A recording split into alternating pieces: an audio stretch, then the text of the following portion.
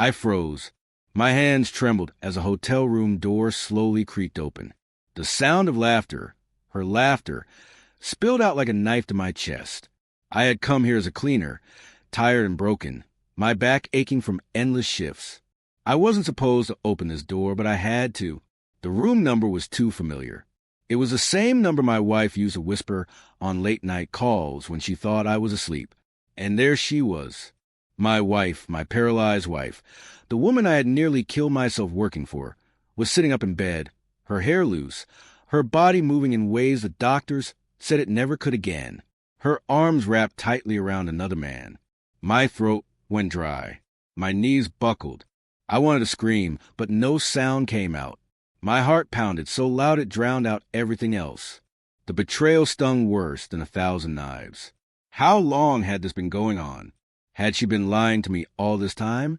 Was her paralysis just another way to trap me in pity, to bleed me dry while she lived another life behind my back? Before I could move, before I could even breathe, she looked up and our eyes locked. The shock on her face told me everything I needed to know. But what happened in the next 10 seconds changed my life forever. My name is Daniel Harris. I'm 34 years old, born and raised in Ohio.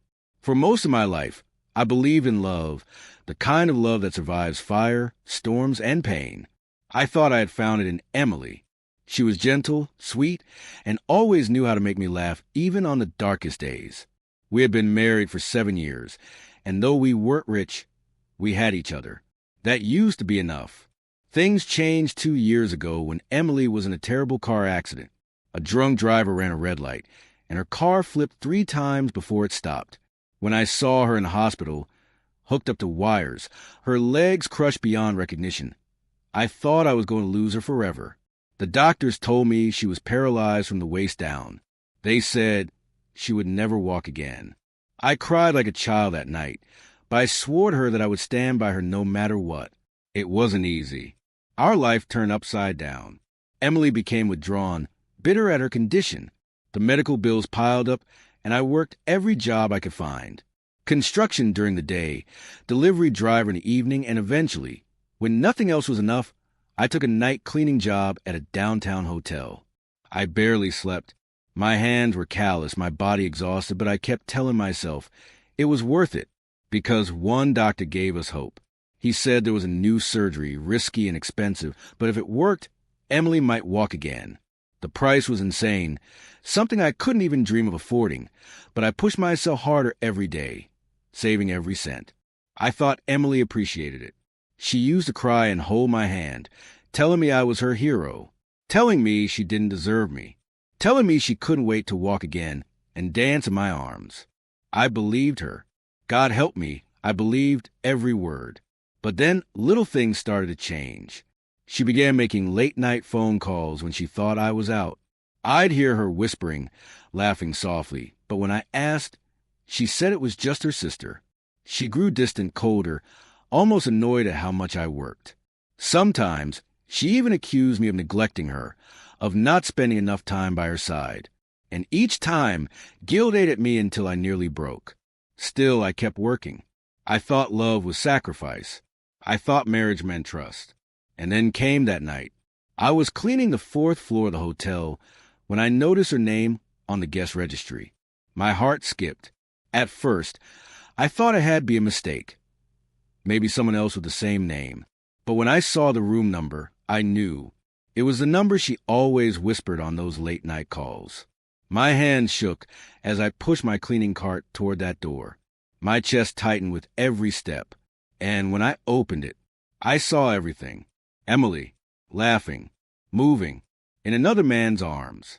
My wife, who was supposed to be paralyzed. I stood frozen in the doorway, my whole world collapsing. My knees felt weak, my vision blurred. And when her eyes met mine, I swear I saw a flicker of fear.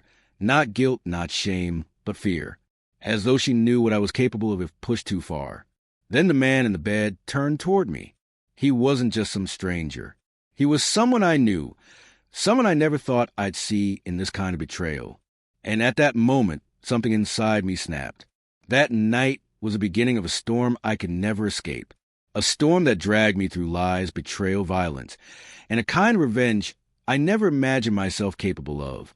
But before I tell you what I did next, before I confess how deep this darkness took me, you need to understand how a loyal husband became a man standing at the edge of something he couldn't undo.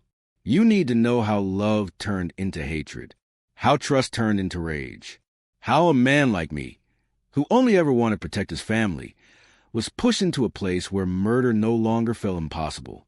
And it all started in that hotel room, because the man lying next to my wife that night was someone who had once sat at my own dinner table. It felt like my heart stopped beating the second his face turned toward me. It wasn't a stranger. It wasn't some faceless man. It was Ryan Matthews, my best friend since childhood, my brother in all but blood. The same Ryan who stood beside me at my wedding as my best man. The same Ryan who had carried Emily in his arms after the accident when I could barely stand from shock. The same Ryan who promised me, through tears, that he'd always have my back no matter what. And now he was in my wife's bed. I gripped the doorframe so hard my knuckles cracked. I wanted to lunge at him, to tear him apart with my bare hands. But my body felt frozen, like chains were wrapped around me. Daniel, Emily's voice broke through the silence, sharp and trembling. She pulled the blanket over her chest, as if covering herself would erase the betrayal I had already seen. It's not what it looks like. Not what it looks like? My voice shook so hard I barely recognized it. You're supposed to be paralyzed. You're supposed to be the woman I'm killing myself for. And I pointed at Ryan, my hand trembling. He's supposed to be my brother. Ryan sat up, his face pale, his eyes wide with something between guilt and arrogance. Dan, listen to me. Don't you dare say my name. I could feel something rising inside me, hot, violent, uncontrollable. I wanted to grab the lamp on the nightstand and smash it into his skull.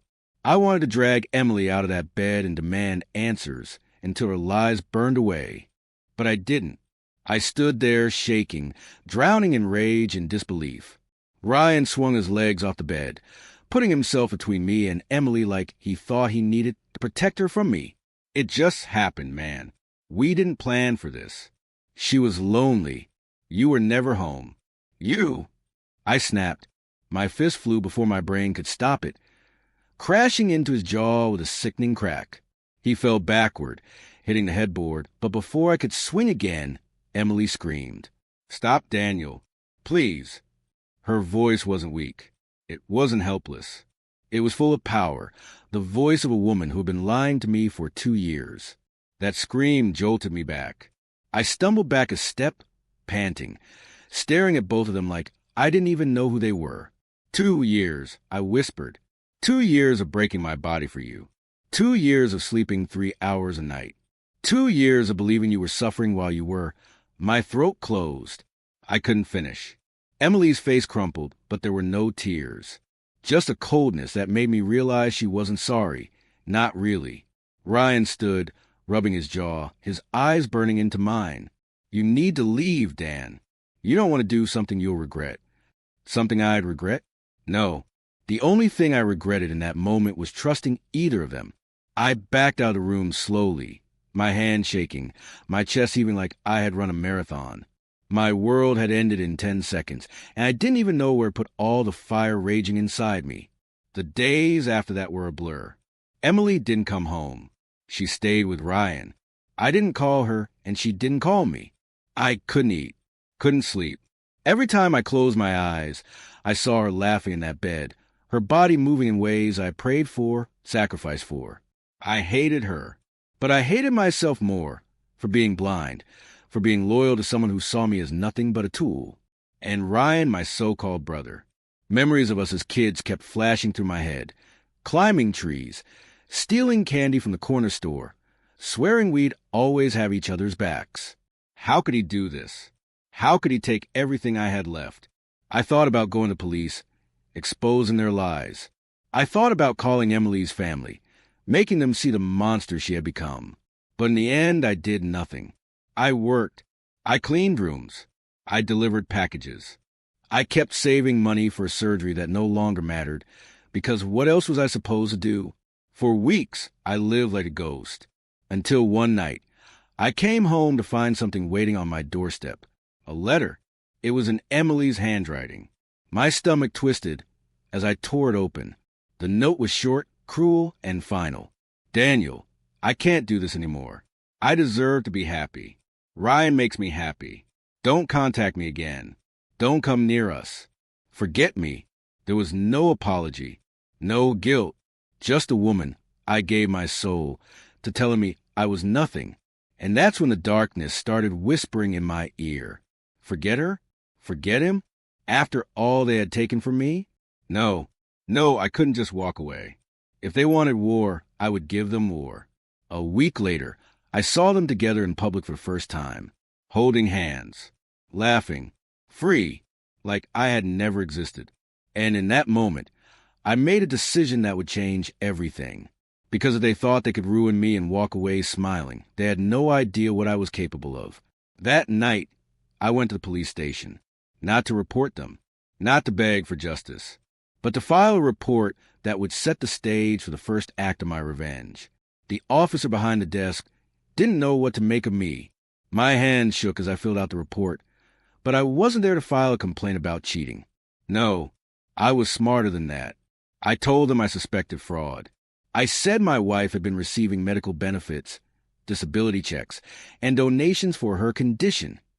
I told them she was paralyzed. At least that's what the doctors had documented. And yet I had seen her walking, moving, laughing, like nothing was wrong. The officer raised an eyebrow. Are you sure about this? I clenched my jaw. I'm her husband. I've lived this nightmare. I know what I saw. That was all it took. The report was filed. And once the law got involved, things would spiral in ways Emily never expected. But the revenge didn't end there. I wanted her to feel what I felt, the humiliation, the betrayal, the helplessness. So I made copies of that letter she left me. The one where she admitted Ryan made her happy. The one where she told me to forget her. I sent it anonymously to her parents, to her church, to the small online community that had raised money for her surgery fund. I wanted the mask ripped off. I wanted the world to see the woman she really was. The fallout came fast. Emily's parents called me, furious at first, but when I calmly told them to check with the hospital to confirm her condition, their voices cracked. Shock turned into silence, and then silence turned into shame. The charity group that raised money for her started demanding answers. Where had their donations gone? Had she lied to everyone? And then the government letters arrived. Investigators wanted to review her medical records. Fraud charges were being considered. If she was found guilty, she could face years in prison. For a moment, I felt victorious. For the first time since that hotel room, I could breathe, but then the guilt crept in. This was the woman I once loved. The woman I swore to protect. Even if she had stabbed me in the back, did I really want to see her locked behind bars? Did I want to ruin her life completely? Late at night, I would stare at the ceiling, wrestling with the war inside me. Part of me screamed she deserved it. Another part whispered that I was losing myself, that revenge was eating me alive. But then I'd see them, Ryan and Emily, smiling, holding hands, living free while I drowned in exhaustion and loneliness. And all the guilt burned away. The investigation picked up speed. Emily was subpoenaed to appear in court. Ryan tried to stand by her, but even he couldn't shield her from the truth. Doctors were called in. Records were checked. Videos surfaced. Hotel cameras of her walking freely. Her lawyers tried to spin it, claiming it was partial recovery, that she had hidden her progress out of fear. But the evidence stacked against her like bricks in a wall. And for the first time in years, I saw Emily crack. In court, I watched as she broke down under questioning, her voice trembling, her hands shaking. The same woman who had looked me in the eye with no guilt now looked terrified. Ryan glared at me from across the room, his jaw tight, his fists clenched. But he couldn't touch me. Not there, not in front of the law. When the judge adjourned for the day, I walked past him slowly, deliberately. Emily's eyes met mine, red and swollen from tears. "Why are you doing this?" she whispered. I leaned in just enough for her to hear. "Because you already killed me. Now I'm just returning the favor." The look on her face will haunt me forever. But revenge has a price. That night, as I walked home from the courthouse, I noticed headlights trailing behind me. At first, I thought it was a coincidence. But when I turned into a side street, the car followed. My heart raced. I quickened my pace. The car stopped. The door slammed. And then Ryan's voice cut through the darkness. "You think you could destroy her and walk away, Dan?" His voice was venom. "You think this ends in court?" I turned, my fist clenching. "She destroyed herself, Ryan. And you helped her." He stepped closer, his eyes burning with rage. "You've made a mistake. You should have just walked away. Because now it's my turn." Before I could react, he pulled something from his jacket. A gun. The cold metal glinted under the streetlight as he raised it at my chest. The world froze. The only sound was the pounding of my heartbeat in my ears. Ryan's hand shook, but his eyes were cold, determined. "Don't be stupid," I said, my voice low, steady, though my inside screamed. "You shoot me here, in the middle of the street, you'll go down with me." He smirked, his finger tightening on the trigger. "Maybe, but at least you won't be around to ruin her anymore." Ruin her? The words burned through me. After everything Emily had done, after the lies, the betrayal, the fraud, I was a villain? I took a slow step forward. "Go ahead, Ryan. Pull the trigger. But when they find me lying here, and you standing over me, her life ends too. You think she can survive without you if you're locked away." His jaw clenched. For a second, I saw hesitation. His hand trembled harder. And in that moment, I lunged. I grabbed his wrist, slamming it against the brick wall. The gun clattered to the ground. We struggled, fists flying, grunts echoing down the empty street. Years of bottled-up anger exploded from me. Every punch I landed wasn't just for me. It was for every night I worked myself into ground, for every lie, for every stolen dream. Ryan managed to shove me back, his lips split, blood dripping down his chin. He dove for the gun. My stomach lurched. I kicked it away just in time, sending it sliding across the pavement into the shadows. He roared in rage, tackling me to ground. My head cracked against the concrete, stars exploding in my vision. His hands wrapped around my throat. He pressed down, his face twisted with hatred. "You should have stayed down, Dan," he hissed. "You should have stayed broken." My vision blurred. I clawed at his arms, gasping, choking. Darkness crept in at the edges of my sight. But then voices. Footsteps. "Hey! Stop!" Flashlights cut through the night. 2 police officers, their guns drawn, shouting commands. Ryan froze, his hands still on my throat. "Get off him. Hands where we can see them." I coughed violently as he released me, his chest heaving. For a moment I thought he'd run. But instead, Ryan raised his hand slowly, his eyes locked on mine with one final promise. "This isn't over." The cops tackled him, forcing him to ground, cuffing his wrist behind his back. I sat on the pavement, clutching my throat, struggling to breathe, watching as they dragged him away. Later that night, I sat alone in my apartment, ice pressed on my bruised neck, my thoughts spinning. Ryan was behind bars, for now. Assault with a deadly weapon. Attempted murder. The charges were heavy. But I knew he'd find a way out. Men like him always did. And when he did, he'd come for me again. And Emily? She was still out there, waiting for her trial, her perfect world crumbling piece by piece. I should have felt victorious. But all I felt was emptiness. Revenge had given me a moment of power, but hadn't brought me peace. I stared at my reflection in the mirror, barely recognizing the man staring back. My eyes were darker, my face harder. I wasn't the Daniel Harris I used to be. I was someone else now. Someone who had crossed a line and couldn't go back. 2 weeks later, the phone call came. It was from the county jail. Emily wanted to see me. For hours, I stared at the phone, debating whether to go. Part of me wanted to hear her beg, to see her break. Another part whispered that walking back into her orbit would drag me deeper into the pit I was already drowning in. But curiosity won. When I entered the visitation room, my heart thudded in my chest. Emily sat on the other side of the glass, pale, thin, her once proud eyes now hollow. She picked up the phone slowly, her hands trembling. "Daniel," she whispered, "I need you." I clenched my jaw. You need me? After everything you did? Tears streamed down her face. Ryan's not who you think he is. You don't understand. He's dangerous. He's already promised that if I don't do exactly what he says, he'll kill me. Her words hit me like ice water. For a second, I almost believed her. Almost. But then she leaned closer, her eyes desperate. And you, Daniel, you're in danger too. You think this is about love? About betrayal? No, it's bigger than that. Ryan, he's involved in something you don't know about. Something that could get us all killed. The blood drained from my face. What are you talking about? She glanced around nervously, then whispered one final sentence that made my stomach turn to stone. Ryan's not just my lover.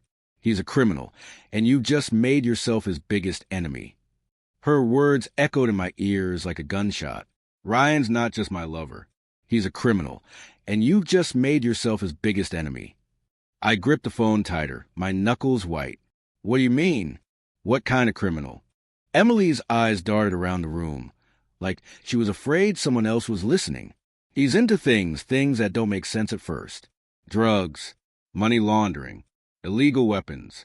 He told me things by accident, things I wasn't supposed to hear. And now, because of you exposing me, you expose him. I shook my head, anger boiling in my chest. Don't do this, Emily. Don't try to scare me into pity. You made your choices. You and Ryan. I didn't choose this, she snapped, her voice breaking, desperation etched across her face. At first it was just the affair, but then he trapped me. He said if I ever left him or told you anything, he'd kill me. Do you think I stayed with him out of love? You don't know what he's capable of. Her tears streamed down the glass, and for the first time since the night of the hotel room, I saw something in her I hadn't seen before. Fear. Real fear. My stomach churned. You expect me to believe this? After everything? After the lies, the fraud? She pressed her hand to the glass, her voice trembling. Daniel, listen to me. Ryan's people are everywhere. He has connections inside the police, the courts, even the hospitals. If you keep pushing this, if you keep fighting him, he won't stop until you're dead. You got to get out, leave town. Please. I dropped the phone back into the cradle. I couldn't listen anymore. Whether it was true or another manipulation, I couldn't tell. But her words planted a seed in my mind, a seed that grew roots of paranoia. Was Ryan just a cheating best friend? Or was he something worse, something lethal? That night, I couldn't sleep. Every sound outside my apartment made me jump. Every shadow felt like it hit a pair of eyes. I tried convincing myself it was paranoia. Ryan was in jail. He couldn't touch me. But then I remembered the smirk on his face the night he was arrested, the way he promised this isn't over. And Emily's trembling voice haunted me. By the third night, I was carrying a baseball bat from room to room, double-checking every lock. I stopped eating. I stopped working. My savings, once for Emily's surgery, sat in a shoebox under my bed, useless now, collecting dust. Revenge had brought me this far. But now it was turning into survival. 2 weeks later, Ryan made bail. I saw it on the news. He walked out of the courthouse in a crisp suit, his face smug, his lawyers surrounding him like vultures. He didn't look like a man afraid of prison. He looked like a man who had powerful friends. And when the cameras caught his eyes, he looked straight into the lens and smiled. I knew that smile. It was a message for me. The next day, I got a call. The voice on the other end was low, muffled, distorted. Daniel Harris? Yes. You should have minded your own business. You think you can take down Ryan Matthews? You think you can embarrass him and live? My throat went dry. Who is this? Click. The line went dead. My body shook as I dropped the phone. My apartment felt smaller, suffocating, like the walls were closing in. Emily was right. This wasn't just about an affair anymore. I had poked at something bigger, something dangerous. And now, I was in the crosshairs. But running was an option. I couldn't let Ryan win. I couldn't let him destroy me like he destroyed everything else. If he wanted war, I'd give him war. I started digging. I used what little money I had left to hire a private investigator, a grizzled old man named Frank who didn't ask questions, just took the job. I gave him Ryan's name, his businesses, his contacts. 2 weeks later, Frank came back with files. Photos, bank records, meetings in shady warehouses, money funneled through shell companies, drugs moved across state lines, guns hidden in shipping containers. Ryan wasn't just a criminal. He was running an empire, and I had the proof.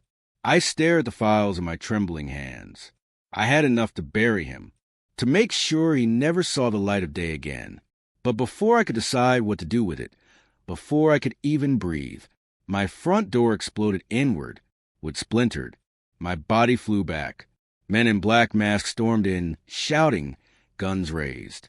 I barely had time to grab the baseball bat before one of them slammed it out of my hand, another pressing cold steel against my temple. Ryan says hello. A voice growled. The barrel of the gun pressed so hard against my temple, I thought my skull would crack. My chest heaved, my heart pounding like a war drum. 3 of them, black masks, heavy boots. They moved with precision, like soldiers. On your knees, one barked. I didn't move. My fists clenched. Rage boiled inside me hotter than fear. Tell Ryan he'll have to kill me himself. The man closest to me slammed his fist into my stomach. Air shot out of my lungs, and I collapsed to my knees, gasping. The cold steel stayed at my temple. Another leaned close, his voice muffled but sharp. You think you can humiliate him? Destroy his empire? You're nothing, Harris. A janitor with a death wish. I spat blood onto the floor. A janitor who is proof. Proof that will bury him. That got their attention. The one holding the gun stiffened. The leader's voice grew colder. Where is it? My mind raced. The files were still on the kitchen counter, right in plain sight. If they saw them, it was over. But before they could move, the sound of sirens screamed in the distance. Red and blue lights flashed through the window. The men cursed under their breath. Move! One shoved me hard against a wall, my head slamming into plaster. Pain exploded through my skull, and I collapsed, dazed. By the time I dragged myself up, they were gone, slipping into the night-like shadows. The cops burst in seconds later, weapons drawn, shouting commands. But it was too late. Ryan's message had already been delivered. At the police station, I tried explaining everything. The files, the ambush, Ryan's empire. But the officer's face told me what I feared most. We can't move on this, he said. Ryan Matthews has lawyers, connections. He's insulated. If we push out solid, irrefutable evidence, he'll walk, and he'll know you're the one who tried to bring him down. I slammed my fist on the table. I have the evidence. What else do you need? The officer sighed. Enough to survive the war that'll follow. Do you? His words sank like stones in my stomach. War. That's what this had become. Days bled into nights. I barely slept, barely ate. Every creak of the floorboards made me reach for the baseball bat. And then came the letter. No envelope. Just slid under my door. For words scrawled in black ink. We have Emily. Decide. My blood froze. I stared at the words until they blurred. For everything she had done, for every lie, every betrayal, I should have let her rot. But I couldn't, no matter how much I hated her, no matter how deep she had cut me. She was still my wife. I couldn't let Ryan use her as a pawn. I packed the files into a bag, tucked the bat under my arm, and drove to the address scribbled on the back of the note. An abandoned warehouse on the edge of town. The place reeked of oil and rust. Shadows stretched across the broken concrete. My footsteps echoed like gunfire. Daniel. Her voice. Emily's voice. I spun, my chest tightening. She was tied to a chair, her face bruised, her hair tangled. Tears streaked her cheeks. And standing behind her was Ryan. His lips still carried the scar from our fight, but his smile was intact. That same smug, cruel smile. You just don't learn, do you? He said softly. I raised the bag. It's over, Ryan. I've got enough to end you. The cops know. The files are already moving. His eyes narrowed. For the first time, I saw fear flicker behind them, but it vanished as quickly as it appeared. You think you can beat me with paper? With lies? No, Dan. This ends tonight. One way or another. He pulled a gun from his coat, pressing it against Emily's temple. She screamed, her eyes wild with terror. "Choose," Ryan hissed. "Her life or yours?" My body shook. Sweat poured down my face. My mind screamed for an answer, but none came. For the second time in my life, I found myself staring down the barrel of Ryan's gun.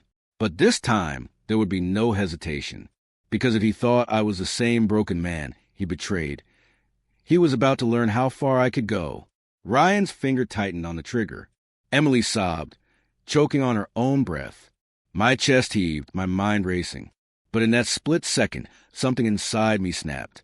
The fear, the hesitation, the weakness, all of it burned away, leaving only fire. I dropped the bag of files onto the floor, kicking it toward him. His eyes flicked down just for an instant. That was all I needed. With a roar, I swung the baseball bat I'd hidden under my coat. It cracked against his wrist.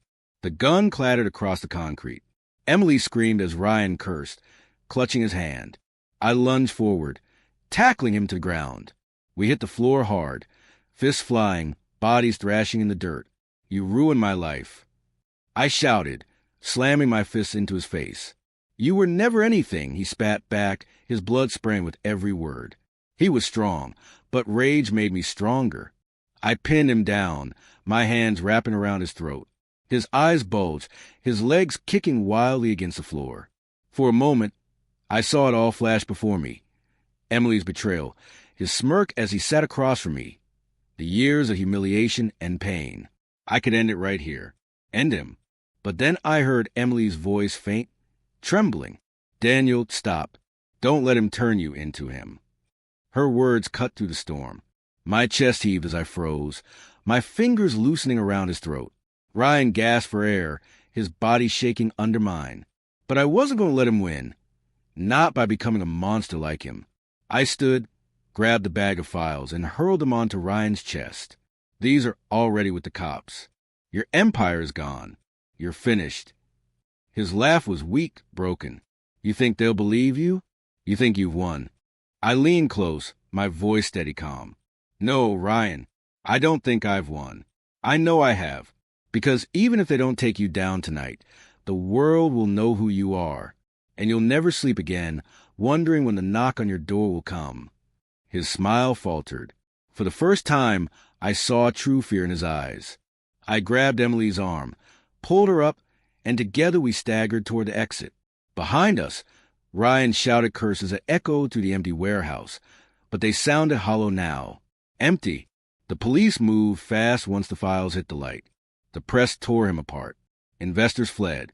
His so-called empire collapsed like glass under a hammer. Within weeks, Ryan Matthews was no longer the man who owned the city. He was a fugitive, hunted, alone. And me? I wasn't a janitor anymore. I wasn't the broken man he betrayed. I was free. The last time I saw him, it was on the news, his mugshot flashing on the screen as they led him into custody. His eyes were swollen, his lips split. But what caught me wasn't his wounds. It was the look in his eyes. The look of a man who finally knew he had lost. Emily sat beside me on the couch, her hands folded, her face pale. We hadn't spoken much since that night. There was too much history, too many scars. But as the news anchor's voice faded, she whispered, "I'm sorry, Daniel, for everything." I didn't answer. I didn't know if forgiveness was possible. Maybe it never would be. But as I stood and looked out the window at the rising sun, I knew one thing for certain. The man who walked into that hotel to clean floors was gone. In his place stood someone new, someone stronger. And for the first time in years, I finally felt alive.